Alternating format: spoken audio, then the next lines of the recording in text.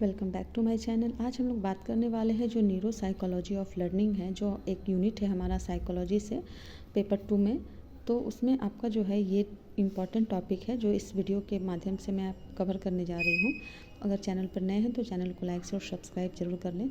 सबसे पहले बात करते हैं कि देखिए, इस चैनल पे आपको जो भी इन्फॉर्मेशन दिए जाएंगे टॉपिक के रिगार्डिंग, वो आपको बिल्कुल बुक से ही सीधे सीधे दिए जाएंगे, ठीक है। ताकि आपको कहीं भी चिलफिलाने की ज़रूरत नहीं है कि आपके जो इन्फॉर्मेशन दिए जा रहे हैं वो सही है या फिर गलत है। तो चलिए हम लोग बात करते हैं कि क्या है ये न्यूरो फिजियोलॉजी ऑफ लर्निंग। तो व्यवहार में जो है अभ्यास या अनुभूति से उत्पन्न होने वाले परिवर्तन को हम लोग क्या कहते हैं? लर्निंग कहते हैं। अधिगम के सहारे व्यक्ति नए ज्ञान को अर्जित करता है और प्रत्येक अधिगम में जो हमारा न्यूरोदैहिक प्रक्रियाएं हैं वो शामिल होती हैं। इसका अध्ययन बहुत ही आवश्यक है, लेकिन इसके पहले ये ज़रूरी है कि हम लोग जान लें कि अधिगम को कितने प्रकारों में बांटा गया है। तो अब बता दें कि अधिगम को मोटे मोटे मतलब कि 2 टाइप्स में बांटे गए हैं, जिसमें कि हमारा असहचार्यात्मक यानी कि नॉन एसोसिएटिव लर्निंग और सहचार्यात्मक अधिगम यानी कि एसोसिएटिव लर्निंग इम्पॉर्टेंट है। आई होप कि यहाँ तक आप लोगों को ज़रूर क्लियर हो गई होगी। तो देखिए, ये जो है आपका असहचार्यात्मक अधिगम, जो कि बहुत ही एक आसान प्रकार का अधिगम होता है। इसमें एक ही उद्दीपक यानी कि स्टिमुलस होते हैं और इसका संबंध अनेक स्टिमुलस के बीच सहचार्य से नहीं होता है। असहचार्यात्मक अधिगम भी 3 प्रकार के होते हैं, जिसमें कि हैबिचुएशन, डिसहैबिचुएशन और सेंसलाइजेशन इम्पॉर्टेंट है। देखिए, ये पहला जो टॉपिक है, ये वाला जो लाइन है, आप इसको ध्यान से याद कर लें कि जो हमारा नॉन एसोसिएटिव लर्निंग है इसके भी 3 पार्ट हैं। पहला होगा हैबिचुएशन, दूसरा होगा डिसहैबिचुएशन और तीसरा होगा हमारा सेंसिटाइजेशन, ठीक है। तो ये किसके पार्ट हैं? ये जो है नॉन एसोसिएटिव के पार्ट्स हैं। अब चलिए तीनों के बारे में हम लोग अलग अलग डिटेल से जानेंगे। तो जो हमारा जो हैबिचुएशन है यानी कि अभ्यसन, इसको हिंदी में हम लोग अभ्यसन कहते हैं। तो इसमें क्या होता है? अभ्यसन में व्यक्ति किसी कमज़ोर उद्दीपक के आवृत्तीय उपस्थिति की अपेक्षा करना सीखता है। मतलब कि हमारे आसपास जितने भी स्टिमुलस हैं हम लोग उस पर गौर नहीं करते हैं, और उसमें जो सबसे कम पावर वाले स्टिमुलस होते हैं जिस पे हम लोग बिल्कुल भी गौर नहीं करते हैं, तो क्या होता है अभ्यसन में? क्या होता है, उस उद्दीपक के प्रति हम लोग उपेक्षा करना सीखते हैं। इसमें उद्दीपक के प्रति होने वाले जो अनुक्रिया है वो धीरे धीरे अपनी शक्ति खोते चले जाती है। क्यों? अगर हम लोग उस पर गौर ही नहीं करेंगे तो वो उद्दीपक हमारी चेतना में आएगी ही नहीं, जिसके कारण अनुक्रिया के होने की संभावना कम हो जाती है, क्योंकि व्यक्ति उसमें अभ्यस्त सा हो जाता है। अब जो अभ्यसन का एक अच्छे से एग्जाम्पल के द्वारा आपको बताया जा रहा है, जैसे कि अभ्यसन एक उत्तम उदाहरण उस समय बनता है जब व्यक्ति टोपी पहनना प्रारंभ कर देता है, ठीक है। तो जब हम लोग स्टार्टिंग में टोपी सिर पर लगाते हैं तो देखिएगा कि आपको हल्का सा वेट का अनुभव होता है, लेकिन जब हम लोग रेगुलर टोपी पहनना शुरू कर देते हैं या लगाने के लिए जो हैबिट है वो कर लेते हैं, तो वो टोपी सर में रहने के बावजूद भी हम लोगों को टोपी का जो वेट है वो एहसास नहीं होता है। इसको दूसरे उदाहरण से भी हम लोग समझ सकते हैं। आँखों का चश्मा, जब हम लोग न्यू आँखों में चश्मा लगाते हैं तो हम लोगों को हर टाइम अपने चश्मे पे ही फोकस रहता है, लेकिन जब हम लोग चश्मा पहनने का हैबिट हो जाता है तो वो चश्मा फिर क्या हो जाता है, हम लोगों को भारी नहीं लगती है।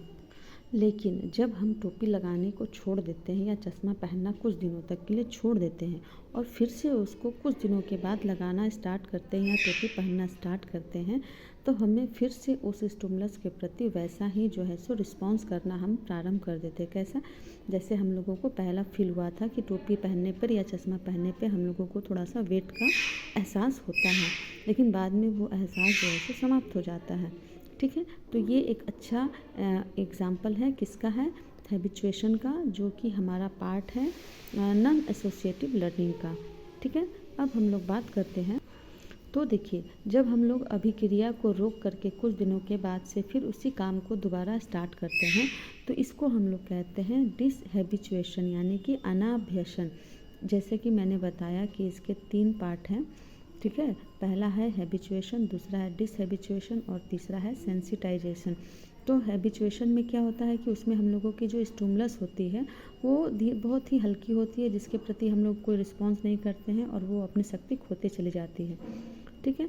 लेकिन जो ये अनाभ्यसन होता है इसमें क्या होता है, इसमें होता है कि कुछ चीज़ों को हम लोग हैबिट में लाते हैं तो शुरू में उसके जो रिएक्शन है वो पता चलते हैं, जैसे कि सर पे टोपी लगाना और आँखों में चश्मा पहनना। इसका हम लोगों को एहसास होता है जब हम लोग स्टार्टिंग में इसको यूज़ करते हैं, लेकिन जब ये हमारे हैबिट में आ जाती हैं तो फिर हम लोगों को एहसास भी नहीं होता है कि हमारे आँखों पे चश्मे हैं या फिर हमारे सिर पे टोपी है। लेकिन फिर से इसको कुछ दिनों के लिए या कुछ महीनों के बाद हम लगाना छोड़ देते हैं और फिर से कुछ दिनों के बाद स्टार्ट करते हैं तो फिर से हमें उसी वेटेज या उसी एहसास का अनुभव होता है। तो इसी चीज़ को हम लोग कहते हैं डिसहैबिचुएशन।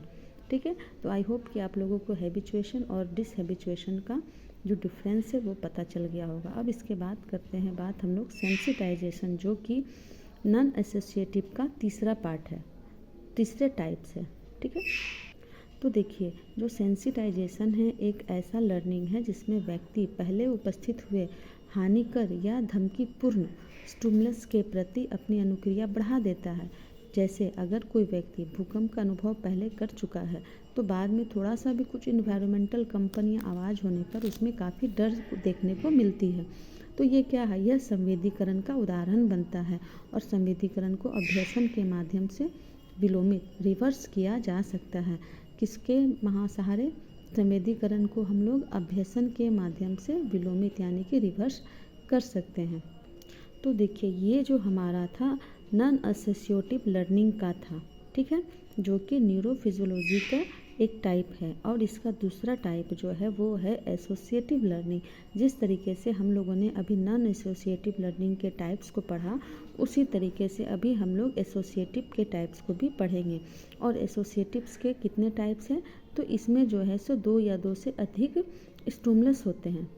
ठीक है, पहले ये क्या है, सहचार्यात्मक जो अधिगम है या फिर एसोसिएटिव लर्निंग है, जिसमें 2 या 2 से अधिक स्टिमुलस होते हैं और उनमें साहचर्य स्थापित कर व्यक्ति एक खास रिस्पॉन्स को करना सीखता है।